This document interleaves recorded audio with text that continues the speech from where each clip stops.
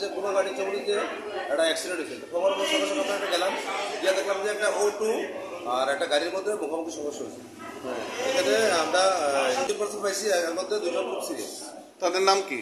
একজন হলে মমতাজ বেগম, হরিলাল দেবনাথ, আকালিমা আক্তার এবং শীতল সরকার ও সুমন সরকার। কোন জায়গাতে পৌঁছেছেন? আমরা বিশাল সাপ্লাই হসপিটালে পৌঁছেছি।